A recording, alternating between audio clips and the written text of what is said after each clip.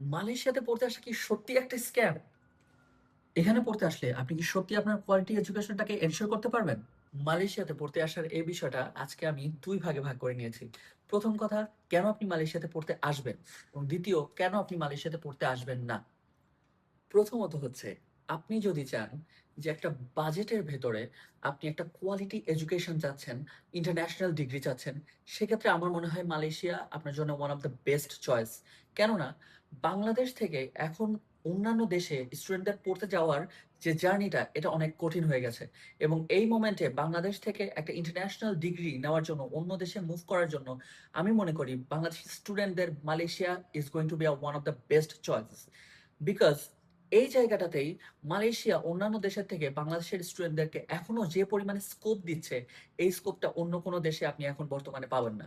আপনি যদি চিন্তা করে থাকেন মালয়েশিয়া বাদে আপনি ইউরোপ, কানাডা, অস্ট্রেলিয়া, আমেরিকা এই ধরনের কোনো কান্ট্রিতে আপনি মুভ করবেন, তাহলে এই মুহূর্তে আপনার জন্য যে ডিফিকাল্টিজ গুলো রয়েছে, এইগুলো আপনাকে পুরো টাইমে এত বেশি মানসিকভাবে আপনাকে বিপর্যস্ত করে তুলবে যে আপনার স্টুডেন্ট হিসাবে বাইরে পড়তে যাওয়ার ইচ্ছাটাই হয়তোবা মরে যেতে পারে। যে আমরা বাংলাদেশের স্টুডেন্টরা মোস্ট অফ দ্য টাইম আমরা কিন্তু মিডল ক্লাস ফ্যামিলির স্টুডেন্ট। সো এই ক্ষেত্রে যেটা প্রবলেম হয় যে আমরা কিন্তু সবাই জানি বাংলাদেশ থেকে যখন আমরা কোনো ইন্টারন্যাশনাল ডিগ্রির জন্য কোনো অ্যাব্রডে আমরা পড়তে যেতে চাই, তখন কিন্তু আমাদের ব্যাংক স্টেটমেন্ট, আমাদের অ্যাসেটস, আমাদের লিকুইড ক্যাশ অনেক কিছু কিন্তু দেখাতে হয়। এবং এই জায়গাটাতেই বাংলাদেশের স্টুডেন্টরা কিন্তু মেক্সিমাম টাইম ঝরে পড়ে। কারণ আমরা জানি যে এই জায়গাটাতে ডকুমেন্টস যদি ঠিকঠাক না হয়, তাহলে কিন্তু এম্বাসিতে ভিসা রিজেকশন খাওয়ার সুযোগ কিন্তু অনেকটাই বেশি। তো আমার মনে হয় এই জায়গাটাতে মালয়েশিয়া আমাদের জন্য অনেক ফ্লেক্সিবিলিটি দিয়েছে, যে জায়গাটাতে আপনি কিন্তু ইজিলি ব্যাংক স্টেটমেন্টের এই ভেজাল ছাড়া এবং এত হিউজ পরিমাণে লিকুইড ক্যাশ বা এত হিউজ অ্যাসেটস না থাকার পরেও কিন্তু আপনি একটা ইন্টারন্যাশনাল ডিগ্রি ইজিলি ক্লেম করতে পারবেন। এর পাশাপাশি যদি আমি বলি যে মালয়েশিয়ার টিউশন ফিসটা আমাদের বাংলাদেশি স্টুডেন্টদের জন্য বেস্ট বাজেট ফ্রেন্ডলি।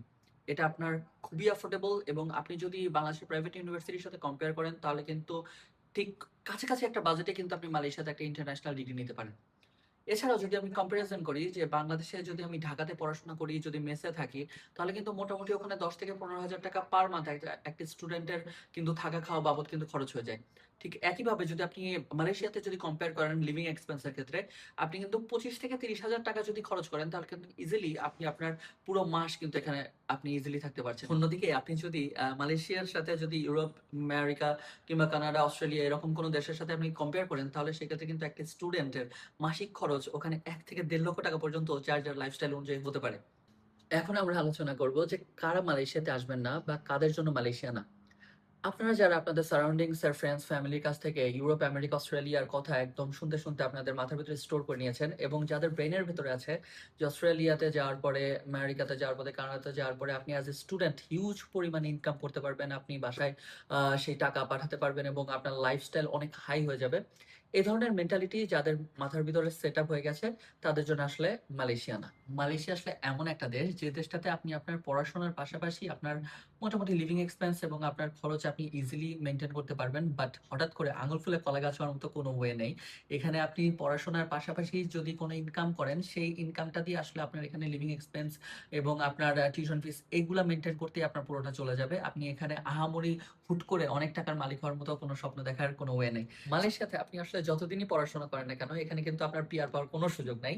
এবং পাশাপাশি আপনার কিন্তু এইখানে পড়াশোনা শেষ করার পরে যে পোস্ট ওয়ার্ক পারমিটটা থাকে অন্যান্য দেশগুলোতে, সেই সুবিধাও কিন্তু এখানে নাই। তো আপনার মাথার ভিতরে যদি এই জিনিসগুলো থাকে যে আমি যেখানে পড়াশোনা করব সেখানে সেটেল হবো পরবর্তীতে বা পোস্ট ওয়ার্ক পারমিট নিয়ে আমি জব করব, তাহলে কিন্তু মালয়েশিয়াকে আপনি আপনার বাকেট লিস্টের বাইরে রাখতে পারেন। পাশাপাশি আমি যদি বলি, যদি আপনার ইন্টেনশন থাকে যে মালয়েশিয়াতে আপনি একটা পাথওয়ে হিসেবে ইউজ করবেন এবং এখানে পড়তে এসে আপনি আপনার গ্র্যাজুয়েশনটা শেষ করার পরে আপনি এখান থেকে অন্যান্য দেশে মুভ করবেন, যেটা কম্পারেটিভলি বাংলাদেশ থেকে অনেক সহজ, তাহলে কিন্তু Malaysia is going to be one of the best choices. So এখন আমার মনে হয় আমার যে ডিসকাশন ছিল এর মাধ্যমে আপনি এখন ইজিলি আপনার চয়েসটা মেক করতে পারবেন যে আসলে আপনার মালয়েশিয়াতে আসা উচিত কি উচিত না। সেই ক্ষেত্রে আমার মনে হয় আপনি সবকিছু বিবেচনা করে একটা ওয়াইজ ডিসিশন নেবেন, যেটা আপনার জন্য, আপনার লাইফের জন্য, আপনার ক্যারিয়ারের জন্য অনেক বেস্ট একটা কিছু হতে পারে। এর বাইরেও যদি মালয়েশিয়া নিয়ে আপনাদের কোনো প্রকার কোনো প্রশ্ন থাকে, চাইলে কিন্তু আপনারা আমাদেরকে কমেন্টে জানাতে পারেন এবং আমরা চেষ্টা করব আপনাদের সেই কমেন্টগুলোর রিপ্লাই দেওয়ার জন্য এবং সেই অনুযায়ী আপনাদেরকে ভিডিও প্রোভাইড করার জন্য। সে পর্যন্ত আমাদের সঙ্গে থাকুন। Thank you.